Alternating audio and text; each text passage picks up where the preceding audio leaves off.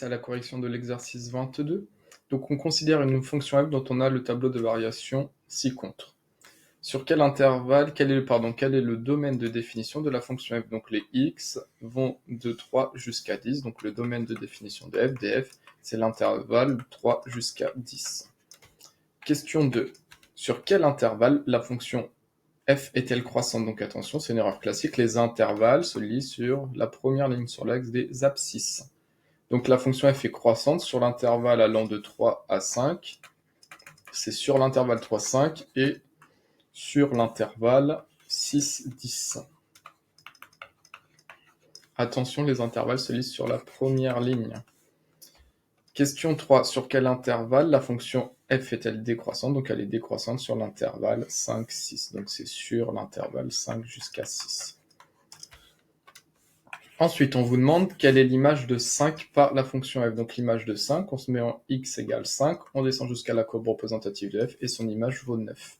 Donc question 4, l'image de 5, f de 5, c'est l'image de 5, est égale à 9. Question 5, que vaut f de 10? F de 10, c'est l'image de 10, donc on se met en x égale 10, on descend jusqu'à la courbe représentative de f et son image vaut 1. Question 6, quel est le minimum de la fonction f? Donc la fonction f est ici. Donc on part de 4, on monte jusqu'à 9, à 9 on descend jusqu'à moins 4, à moins 4 on monte jusqu'à 1, donc la valeur la plus basse que l'on atteint c'est moins 4. Donc on écrit le minimum, on fait une phrase, le minimum de f est moins 4, et il est atteint en x égale 6. Il est atteint en x égale 6. Ensuite, on vous demande de tracer une courbe représentative possible de la fonction f, donc je vais mettre en pause. Alors on reprend donc sur l'axe des x. Donc quand x vaut 3, son image vaut 4. Donc on se met, l'axe des x est ici. Donc quand x vaut 3, son image vaut 4, un point ici. Ensuite, quand x vaut 5, son image vaut 9. Donc on se met en x égale 5 et son image, ça vaut 9, un point ici. Ensuite, quand x vaut 6, son image vaut moins 4. Donc quand x vaut 6, son image vaut moins 4, un point ici. Et enfin, quand x vaut 10, son image vaut 1. Donc quand x vaut 10, tac, son image vaut 1, un point ici. Et on vous demande de tracer une courbe représentative possible. Donc on sait que la fonction est croissante, puis décroissante, puis croissante. Donc elle peut ressembler à ça. Croissante, puis décroissante, puis croissante. Voici une courbe représentative possible de la fonction f. Et on va passer à la question 8, pour moi la question la plus dure, à l'aide du tableau de variation. Donc il faut s'aider que du tableau de variation.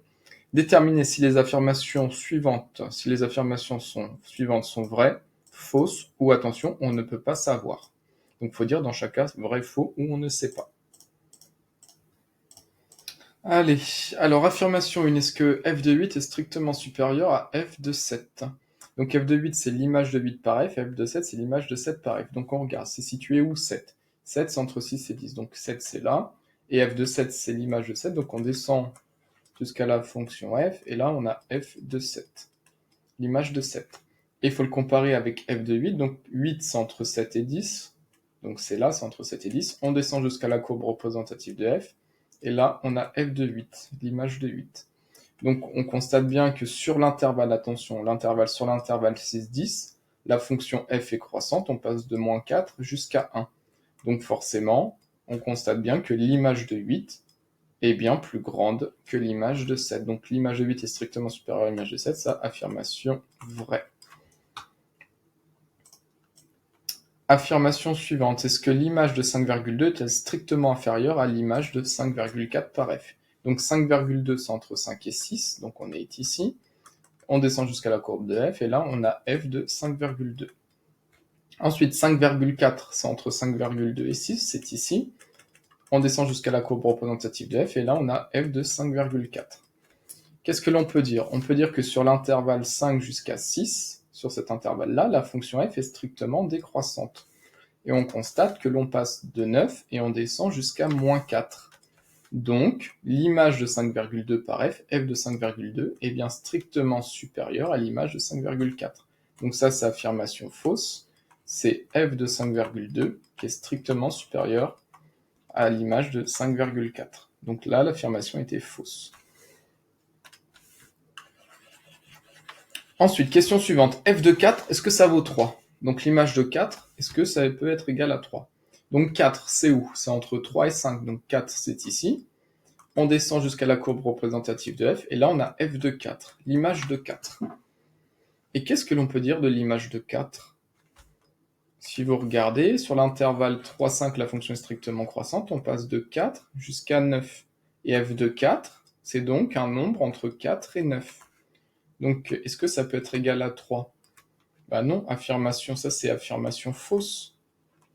Car on sait que l'image de 4, c'est un nombre, f de 4, c'est un nombre qui est compris entre 4 et 9. L'image de 4 est comprise entre 4 et 9, donc f de 4 ne peut pas valoir 3, parce que c'est un nombre qui est compris entre 4 et 9. Donc c'est affirmation fausse, car l'image de 4 est comprise entre 4 et 9, donc elle ne peut pas être égale à 3. Affirmation fausse.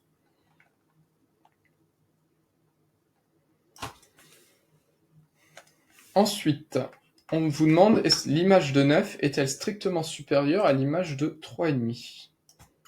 Alors, f de 9, l'image de 9, entre 6 et 9, c'est là, c'est entre 6 et 10. On descend jusqu'à la courbe représentative de f, et là on a l'image de 9. Et l'image de 3,5, 3,5 c'est entre 3 et 5, donc on est ici, 3,5. On descend jusqu'à la courbe représentative de f, et là on a l'image de 3,5. Alors, qu'est-ce que l'on peut dire? Regardez, l'image de 9, elle est comprise entre quelle valeur et quelle valeur, l'image de 9? L'image de 9, elle est comprise entre moins 4 et 1. Donc on sait que f de 9, l'image de 9, c'est un nombre qui est compris entre moins 4 et 1. Et qu'est-ce qu'on peut dire de l'image de 3,5? F de 3,5, c'est un nombre qui est compris entre 4 et 9. Donc l'image de 3,5, c'est compris entre 4 et 9. Donc forcément, on ne connaît pas la valeur de f de 9. C'est vrai, f de 9, je ne sais pas combien ça vaut. F de 3,5, on ne sait pas combien ça vaut. Mais on sait que l'image de 9, c'est entre moins 4 et 1. Et on sait que l'image de 3,5, c'est entre 4 et 9. Donc forcément, on constate bien que l'image de 3,5, f de 3,5, ce sera strictement supérieur à l'image de 9. L'image de 3,5, c'est entre 4 et 9, et l'image de 9, c'est entre moins 4 et 1. Donc forcément, l'image de 3,5 est strictement supérieure à l'image de 9. Donc ça, c'est affirmation fausse. Et la dernière affirmation, on vous dit l'image de 5,5 par f vaut 0. Donc 5,5, c'est entre 5 et 6, c'est là 5,5. On descend jusqu'à la courbe représentative de f, et là on a l'image de 5,5.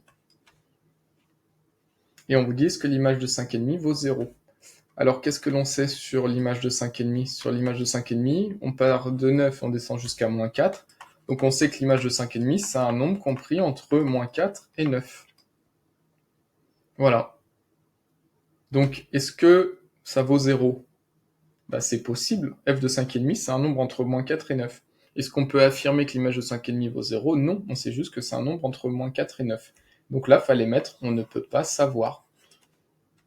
On sait que l'image de 5,5, c'est un nombre entre moins 4 et 9. Donc là, on met on ne sait pas,